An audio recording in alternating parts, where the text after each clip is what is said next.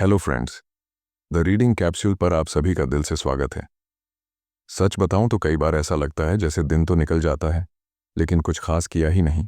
सुबह बड़े इरादों से उठते हैं, सोचते हैं आज सब बदल दूंगा, लेकिन फिर वही टाल-मटोल, वही थकावट, वही पुरानी आदतें, और शाम को बैठकर बस खुद को ही कोसते रहते हैं। आप भी शायद इस दौर से गुजरे होंगे। कभी नई शुरुआत की होगी, कुछ दिनों तक जोश में रहे होंगे, फिर धीरे धीरे सब ढीला पड़ गया होगा। फिर वो पुराना आलस, वही बहाने और वही ठहरा हुआ सा मन। अगर आप ऐसा महसूस कर चुके हैं या अभी कर रहे हैं, तो यकीन मानिए आप अकेले नहीं हैं। हम में से ज्यादातर लोग इसी जद्दोजहद में उलझे रहते हैं। बदलना चाहते हैं, लेकिन समझ नहीं आता कहाँ से शुरू करें, या फिर एक बार शुरू करते हैं लेकिन टिक नहीं पाते। तो आज हम इसी पर बात करेंगे, उन असली वजहों पर जो हमें आगे बढ़ने से रोकती हैं, और उन सच्चे तरीकों पर जो सिर्फ मोटिवेशनल बातें नहीं बल्कि काम करने लायक दिशा देते हैं। चलिए शुरू करते हैं, क्योंकि शायद आज की ये बात आपके लिए एक नई शुरुआत बन जाए। अध्याय 1, मैं कौन हूं। जब भी जीवन में ठहराव आता है ना, तो एक सवाल सबसे ज्यादा परेशान करता है, मैं कौन हूं। कभी अकेले में बैठे बैठे अचानक लगता है कि ये शरीर तो मैं नहीं हूं, ये विचार भी नहीं। फिर कौन हूं मैं।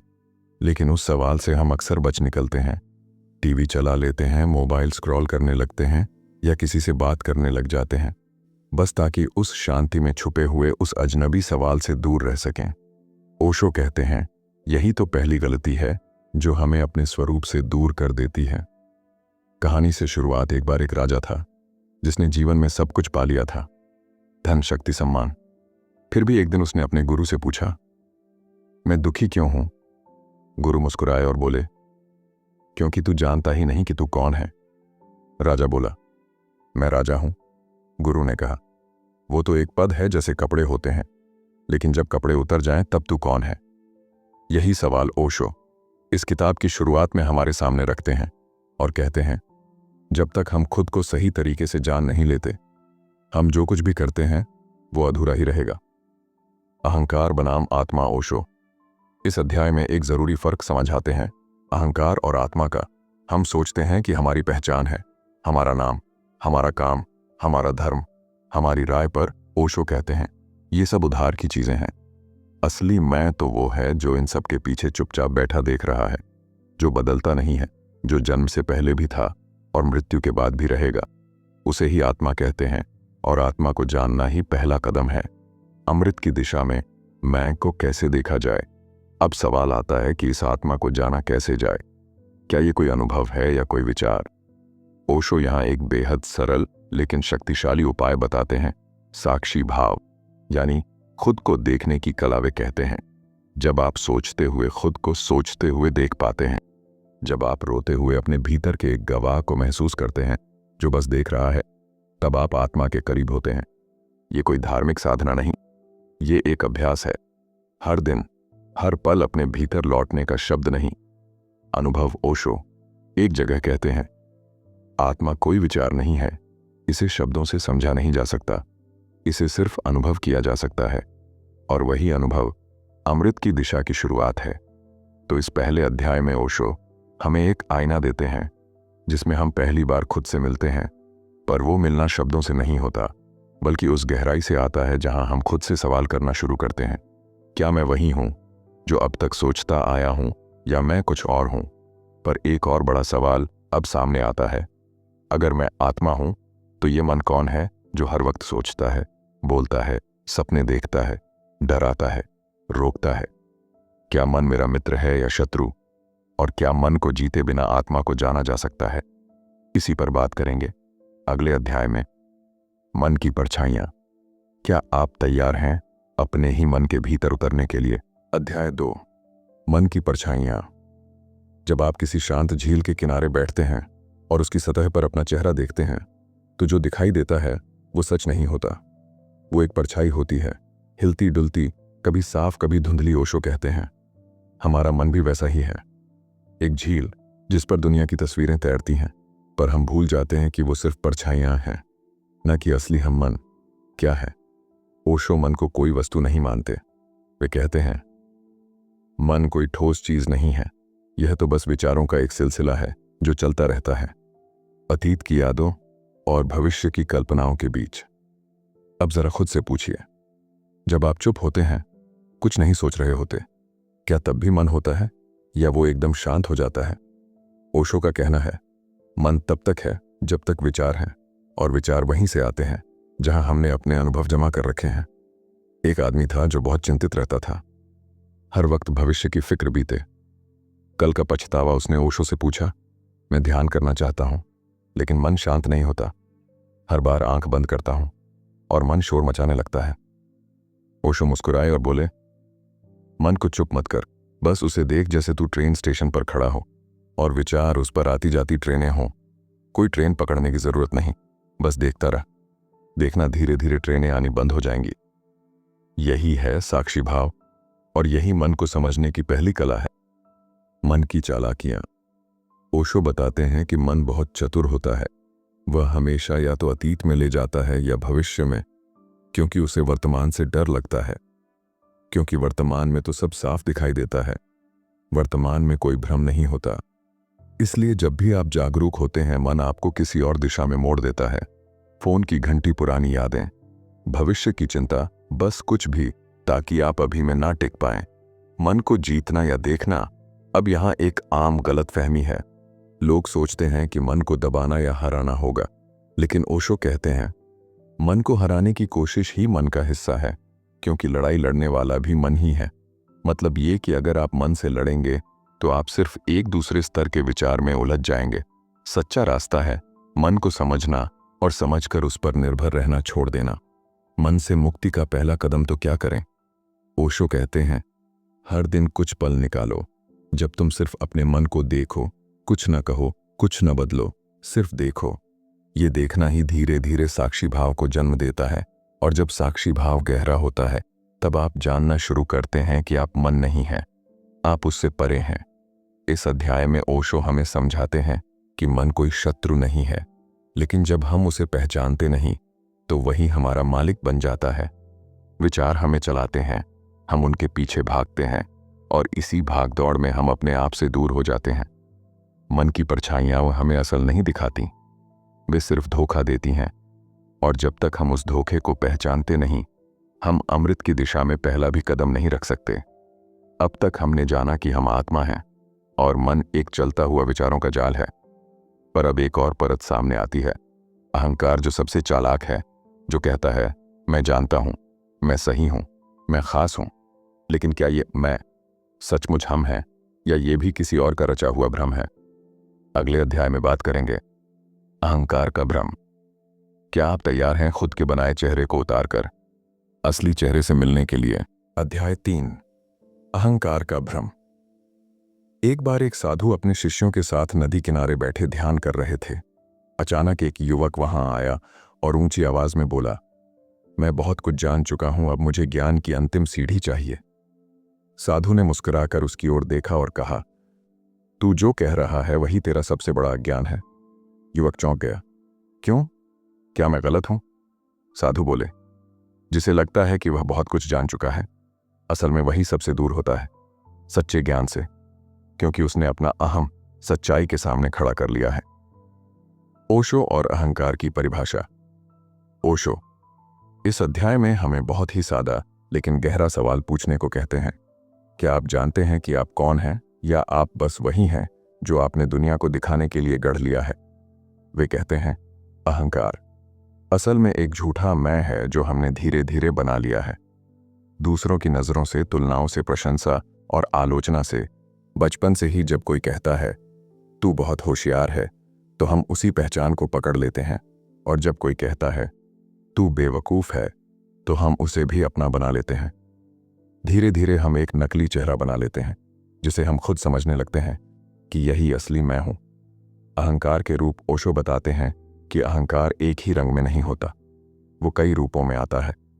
ज्ञान का अहंकार, मुझे सब पता है। त्याग का अहंकार, मैं दूसरों से बेहतर हूं क्योंकि मैंने बहुत कुछ छोड़ा है। धर्म का अहंकार, मैं सही रास्ते पर हूं, बाकी लोग गलत हैं। दुख का अहंकार, हाँ ये भी, मैं सबसे ज्यादा दुखी हूं। यानी अहंकार सिर्फ शक्ति में नहीं, कभी कभी विनम्रता में भी छुपा होता है। ओशो कहते हैं, अहंकार को पहचानना कठिन है क्योंकि वह बार बार चेहरे बदलता है। कभी आपको महान बना देता है तो कभी पीड़ित। क्या अहंकार जरूरी है? अब बहुत लोग सोचते हैं, अगर मेरा अहंकार नहीं रहेगा तो क्या मैं कमजोर हो जाऊंगा? क्या मेरी पहचान मिट जाएगी? ओशो इसका जवाब बहुत स्पष्ट रूप से देते हैं। अहंकार को छोड़ने का मतलब अपनी अनोखता को छोड़ना नहीं है, बल्कि अपनी असली अनोखता को पहचानना है, जो अहंकार के परे है। जब तक हम उस झूठे मैं से चिपके रहते हैं, हम उस असली मैं तक पहुंच ही नहीं पाते, जो शांत है, निर्मल है और किसी तुलना में नहीं पड़ता। अहंकार से कैसे बाहर निकलें? ओशो कहते हैं कि अहंकार से लड़ने की जरूरत नहीं है, बस उसे देखना शुरू कर दो। जब आप खुद को पकड़ लें यह कहते हुए, मैं सबसे अच्छा हूं या मैं हमेशा गलत समझा जाता हूं, तो उसी पल रुकें और खुद से पूछें, क्या ये मेरा असली स्वरूप है या ये भी किसी अनुभव की परछाई है? जैसे जैसे यह देखना गहरा होता जाता है, अहंकार खुद ब खुद गिरने लगता है। उसके बिना भी आप मौजूद रहते हैं, बल्कि तब और ज्यादा वास्तविक हो जाते हैं।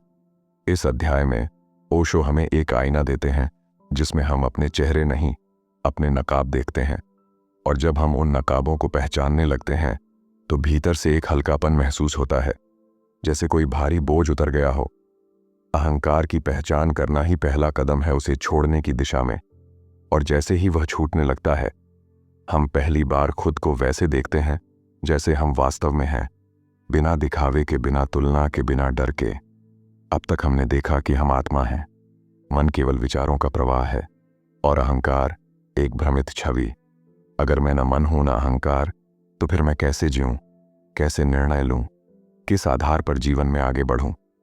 क्या कोई ऐसा तरीका है जिससे हम हर क्षण में सच्चे बने रहें और जीवन को उसकी पूरी गहराई से जी सकें?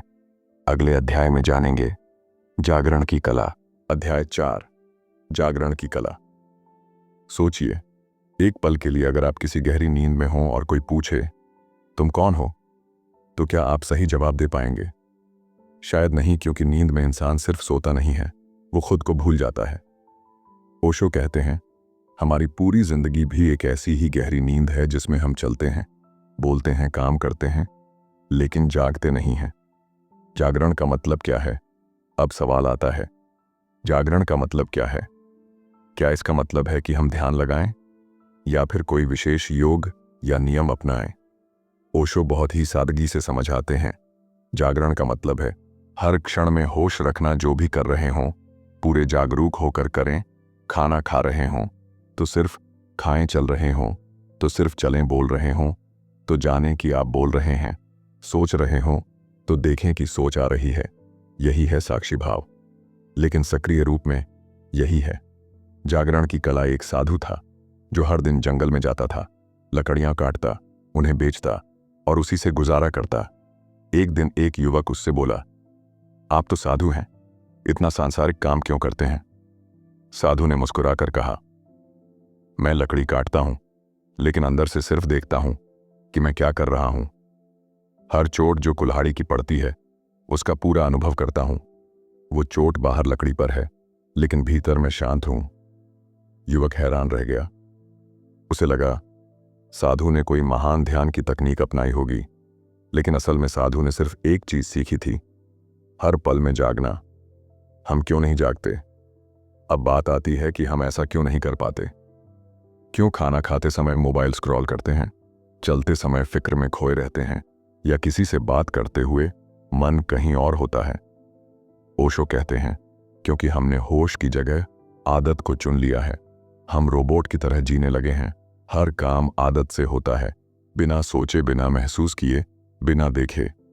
और जब इंसान आदत में जीता है तो वह धीरे धीरे अपने ही जीवन से बाहर निकल जाता है। शरीर तो यहां होता है, लेकिन मन या तो अतीत में होता है या भविष्य की चिंता में। जागने का अभ्यास कैसे करें? ओशो कोई जटिल नियम नहीं बताते, बल्कि वे कहते हैं, जहां भी हो, जो भी कर रहे हो, बस होश में आ जाओ। आप बर्तन धो रहे हो तो बस वही करें ना, दिमाग में दौड़ न कल्पनाओं का भार, सिर्फ पानी, हाथ, बर्तन और होश। ये छोटे छोटे अभ्यास धीरे धीरे आपके भीतर एक गहराई पैदा करते हैं, फिर धीरे धीरे वही गहराई आपके जीवन का केंद्र बन जाती है और एक दिन आप पाते हैं कि अब आप जी रहे हैं, सचमुच जी रहे हैं। ध्यान और जागरण का फर्क बहुत लोग सोचते हैं। ध्यान मतलब आंखें बंद करना, ध्यानासन में बैठना। ओशो इस भ्रम को भी तोड़ते हैं। वे कहते हैं ध्यान सिर्फ एक अवस्था है और जागरण उसका रास्ता। मतलब आप जागते रहेंगे तो ध्यान अपने आप घटेगा। ध्यान कोई साधना नहीं, बल्कि जीवन को पूरी तरह से जागते हुए जीने की कला है।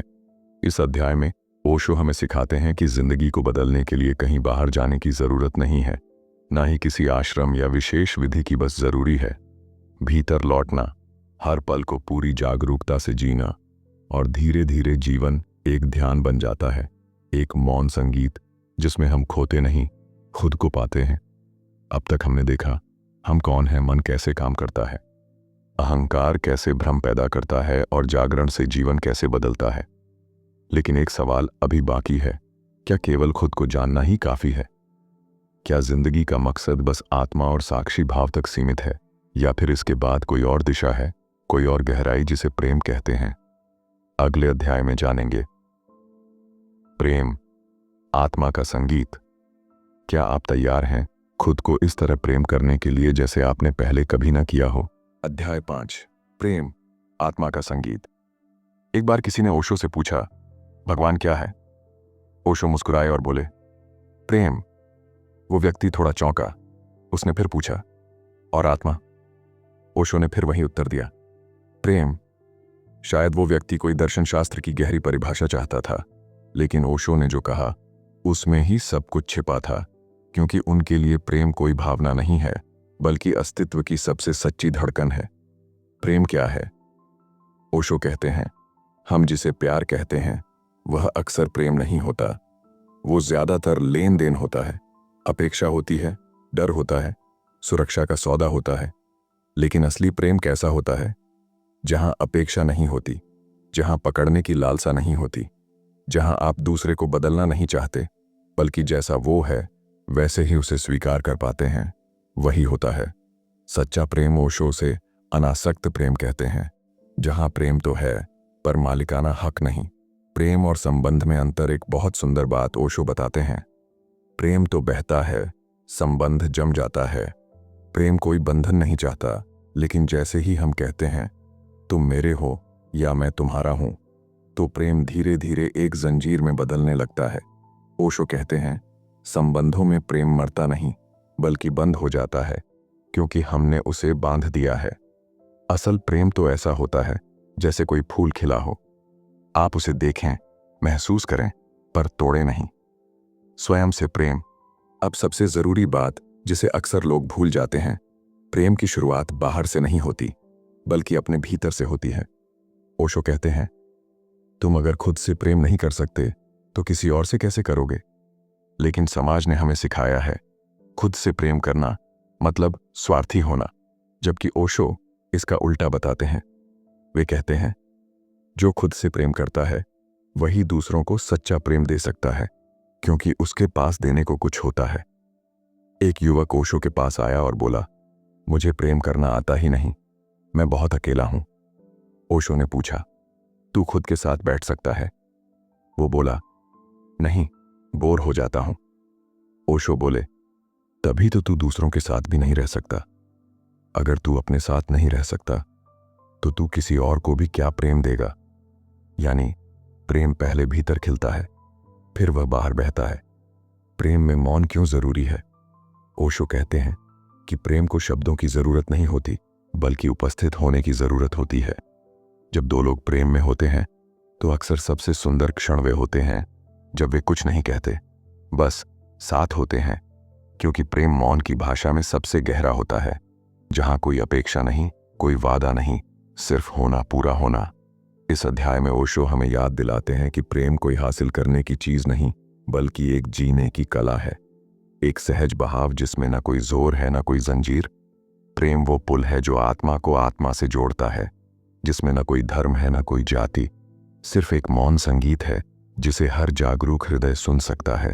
अब तक हमने जाना हम कौन हैं, कैसे मन और अहंकार हमें बांधते हैं, जागरण की कला क्या है और प्रेम क्या रूप ले सकता है जब वो सच्चा होता है।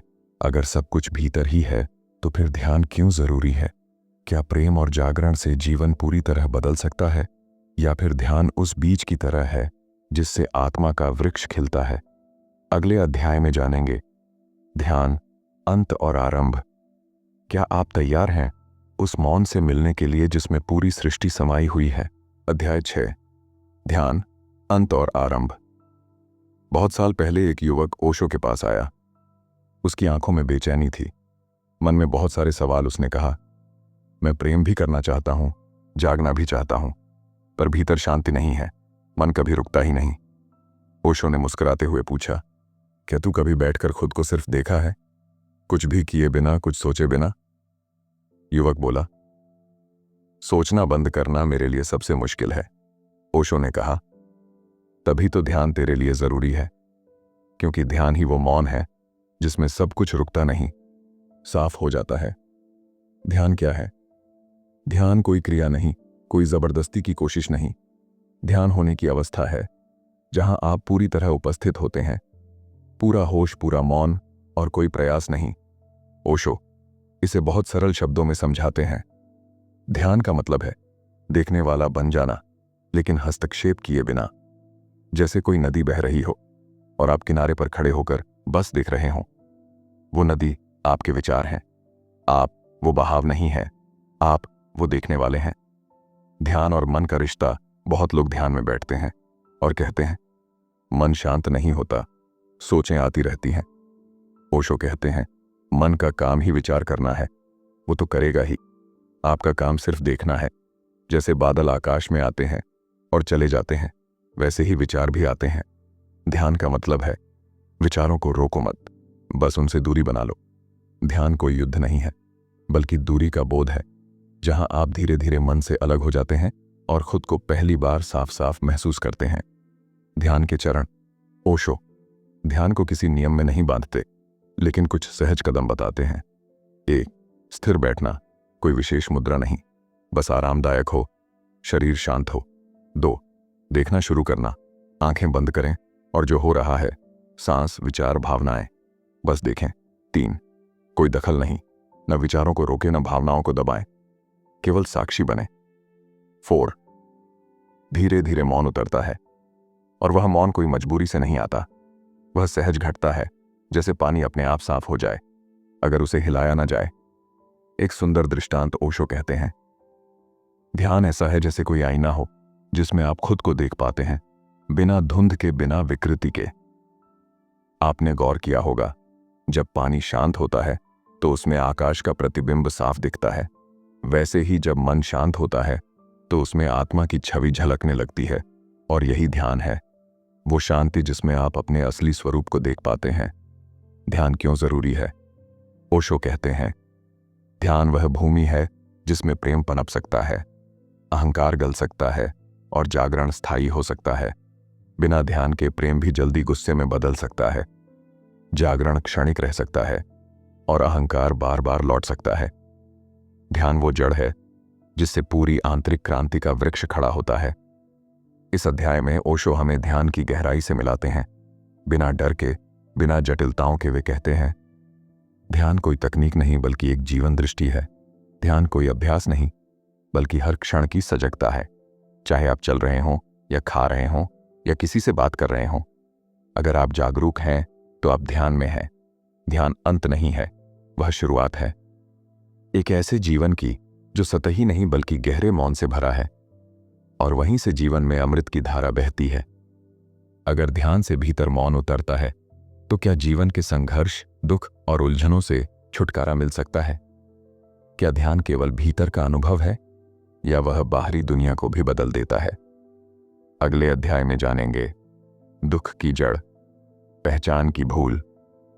क्या आप तैयार हैं उस सबसे गहरे भ्रम को देखने के लिए जो हमें हर दिन तकलीफें देता है बिना हमारी जानकारी के?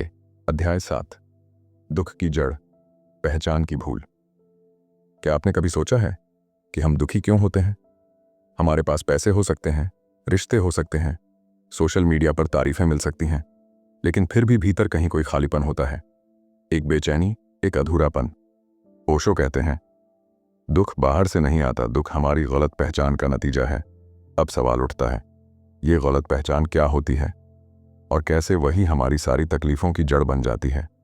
चलिए इसे एक कहानी के जरिए समझते हैं। किसी समय एक छोटा बच्चा जंगल में खो गया। उसे एक भिखारी ने पाल लिया। वो बच्चा बड़ा हुआ, लेकिन हमेशा खुद को भिखारी ही समझता रहा, जबकि असल में वो एक राजा का बेटा था।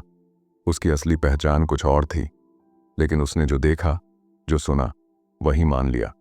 अब सोचिए, अगर वो बच्चा खुद को भिखारी समझता रहा तो उसका पूरा जीवन कैसे होगा।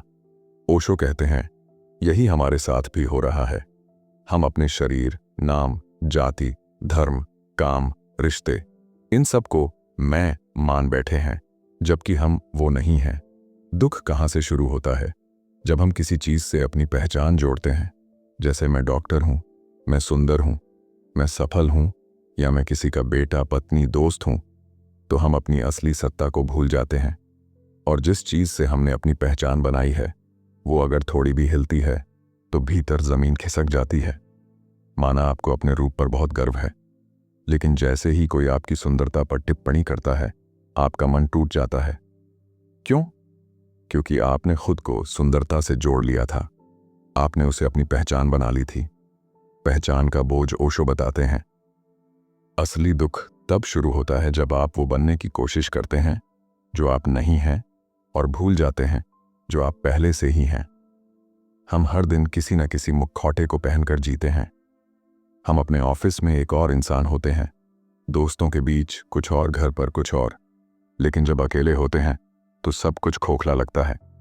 ये जो अंदर का खालीपन है, ये इस बात का इशारा है कि हमने खुद को खो दिया है। हमने अपने असली स्वरूप की जगह बाहर की चीजों से पहचान बना ली है। असली मैं कौन है?